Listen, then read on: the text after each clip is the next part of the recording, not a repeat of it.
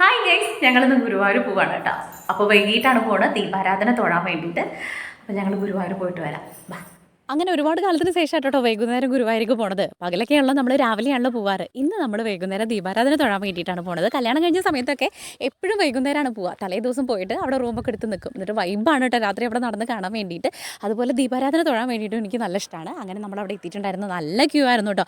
പിറ്റേ ദിവസം സ്വർഗ്ഗവാതിൽ ഏകാദശി ആയതുകൊണ്ട് തന്നെ നല്ല തിരക്കും കാര്യങ്ങളൊക്കെ ഉണ്ടായിരുന്നു. അങ്ങനെ ചെന്ന് ചെരുപ്പൊക്കെ ഊരി വെച്ചിട്ട് നമ്മൾ തന്നെ ക്ലോക്ക് റൂമിലേക്ക് നടക്കണം. അതിൻ്റെ മുന്നേ തന്നെ നമുക്ക് കണ്ണനെ കാണാൻ പോകുമ്പോൾ അവിൽ കിഴി കൊണ്ട് പോകാമെന്ന് വിചാരിച്ചിട്ട് അതൊക്കെ വാങ്ങാൻ വേണ്ടി ഞാൻ ചരനെ കൂടെ കയറിയിട്ടുണ്ടായിരുന്നു. അതിൻ്റെ മുന്നേ പിള്ളേരെയും ചേച്ചിനെയൊക്കെ കൂടെ വരിയിൽ നിർത്തിയിട്ടുണ്ടായിരുന്നു കേട്ടോ. ഞാൻ സമയം പോകണ്ടെന്ന് വിചാരിച്ചിട്ട് അവർ വരിയിൽ നിന്ന് ഞങ്ങൾ ഈ കാര്യങ്ങളൊക്കെ വാങ്ങിയിട്ടുണ്ടായിരുന്നു കേട്ടോ. വാങ്ങിയിട്ട് അവരെ ഏൽപ്പിച്ചിട്ടാണ് നമ്മൾ ക്ലോക്ക് റൂമിലേക്ക് പോകാൻ വേണ്ടിയിട്ട് തന്നത് കേട്ടോ.